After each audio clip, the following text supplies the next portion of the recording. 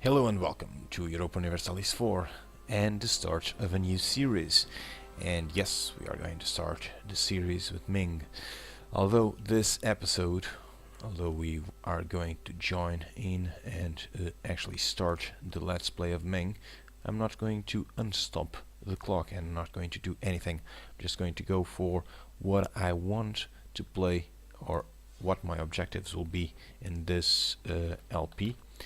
And what I want to do with this. Well, that's more or less redundant, isn't it? But I'll explain why I want to do what I want to do. So first let me just get into the game, and there we go. This is Ming. This is what we have to control. Ming has a faction system right here. I haven't actually played with it, but from what I understand, we need to balance this. Now, because we are Ming, we have the Celestial Empire, and we have this modifier, Inward Perfection. By the way, the Celestial Empire gives a national revolt risk of -3, a flat -3. Now, the Inward Perfection means that we have build cost and all those good modifiers that we are seeing there. Build cost, tax modifier, stability, merchants, trade power, manpower, well, a whole lot of penalties. And if you actually went over here to diplomatic, we have 0 out of 0 diplomatic relations. Now we have this and well, we can effectively support level 3 advisors, at least one level 3 advisor, and we have one right there, which is good because I want diplomatic or admin technology. We have trade power, awesome, which is good as well, and discipline, awesome. This is actually a pretty nice start in the advisor front. Although we have 0 relations that we can have, because this the bureaucrat faction gives build cost. It effectively annuls these factions annul one part of the, well, 1/3 of these modifiers. So the bureaucrats, they take the build cost, the tax modifier, the stability cost modifier, the advisors, the hair penalty, and the religious unity away from this. If you guys want to know here, religious unity, yeah, -25%, so it actually helps out a tiny little bit, just a tiny little bit. So this is what the bureaucrat faction does. The temple faction is the militaristic faction, gives, well, returns or takes back the recovery speed, the force limits, the war exhaustion, discipline. Yeah, we have 75% discipline if we fight without the temple faction in charge. Discipline incorporation costs -100% and unjustified demands -50. The eunuch faction is the remaining, so merchants, trade, advisor costs -100%. That's actually great. And technology, if you want to tech up, this is what you want to have. Although I'll probably not have this around here very often, only when I want to tech up, because I'm going to be spending my points to actually try to balance this. Now I can spend 10 points either of diplomatic, military, or admin to get +10 influence with the said faction. Now I want to have this more or less balanced so that I can effectively, if let's say for instance that Manchu or the Orat Ward actually went and declared war on me, I want to have as little as possible difference between this and this and this, so that I can effectively just bump this up like there's no tomorrow. So I'll actually need to have at least 100 points at any time around here across all 3 categories, so I can effectively bump this up and actually have the penalty for discipline go away. Now we are part of the, well, in the economic, we are fine.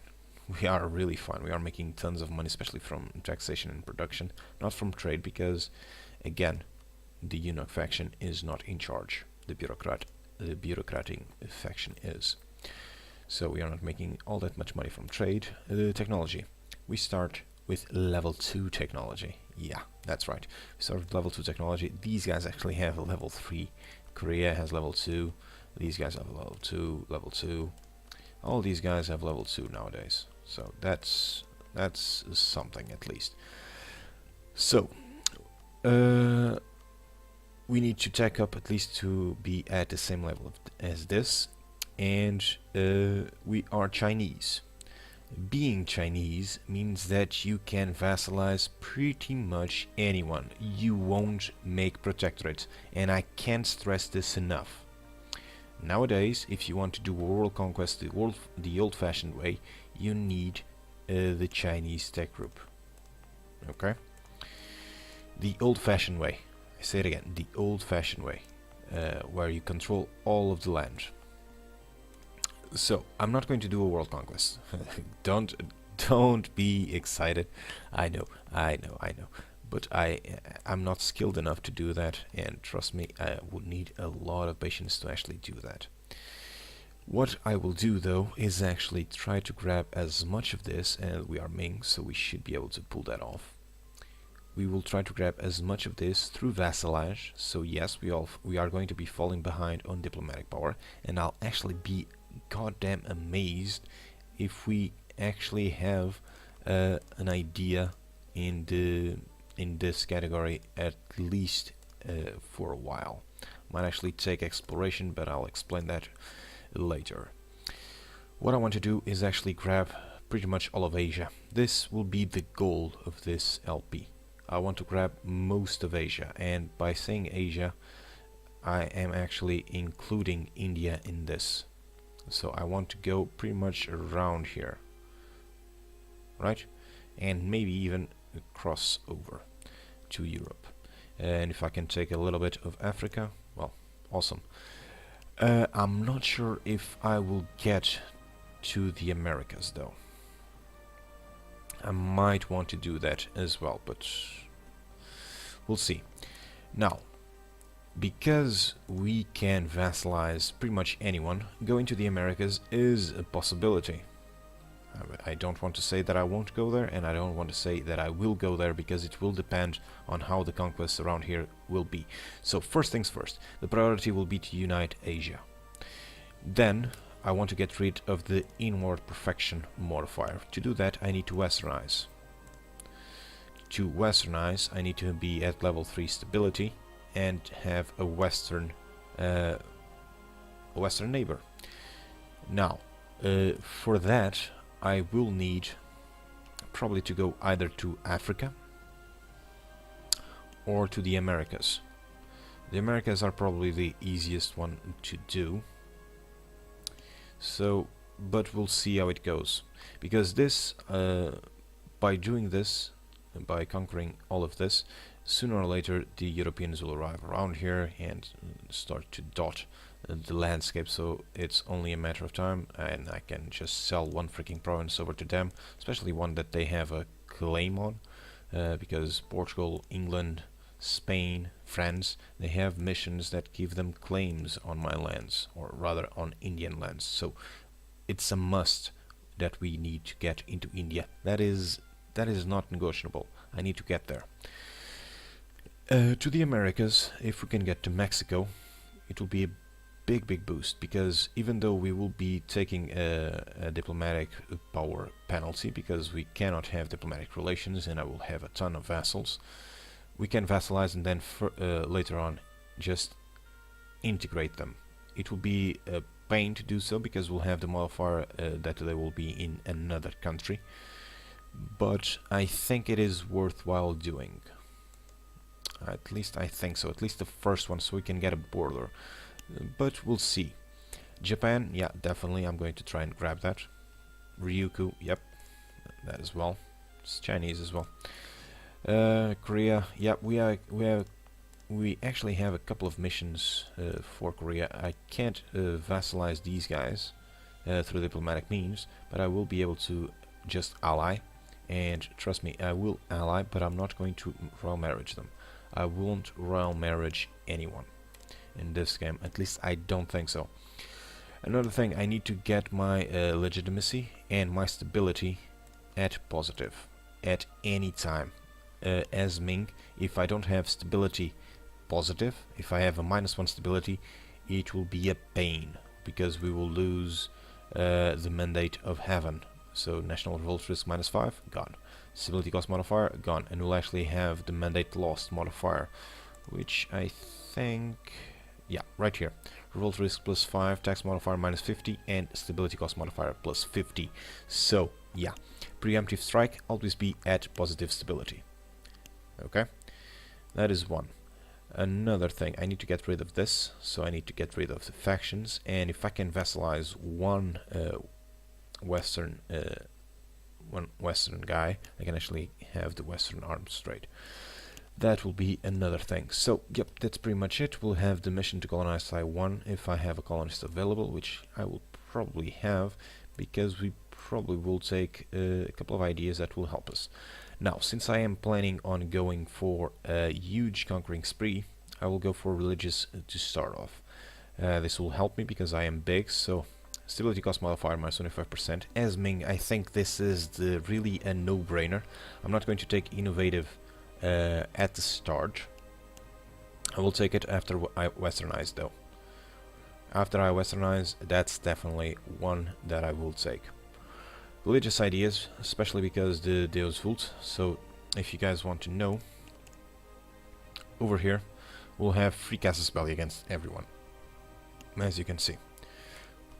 So that will be good. I'll still fabricate claims because, well, maybe not. Maybe if I can get, I'll try to shorten them down.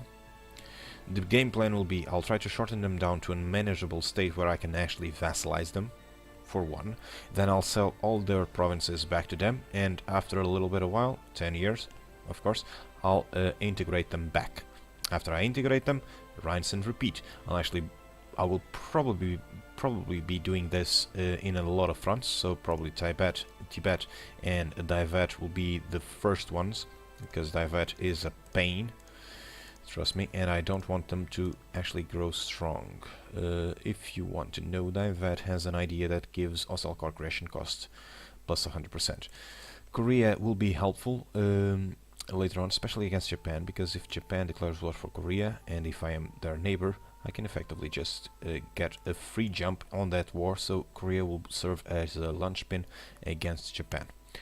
Then Manchu, well, this I pretty much want to take everything. If I can vassalize Mongol Khanate at first, which I probably can't do, but we'll see. If I can do that, I will do so. Tibet, they are really poor, really poor. They are at worse start than let's say Norway, really, and because of the base tax, their most high base tax is a level 2, and well, they have 2 level 2s. How great is that? 2 level 2s and the rest is only level 1. We might actually just be able to vassalize Tibet in one go, which is kinda historical. But yeah, that will be the game plan. I do apologize about my rambling. I do hope you are with me until the end. And if you really want to jump into the action, well, the next episode should be up either, I'm actually not sure, probably later or at the same time as this one. Yeah, I'm actually not sure, but we'll see. It won't take long. Let's just leave it at that. And I hope you guys will enjoy this LP, and if you want to see more of Europa Universalis 4 or any other game, please do subscribe and leave a like if you want to see more of particularly this Ming LP. Leave a like and leave a comment if you want me to do any sort of faction, or if you want to make me handicapped in this game or not. I don't promise that I will do it, but I can at least read that. So, hope you will enjoy again, and until the next one, do take care and goodbye.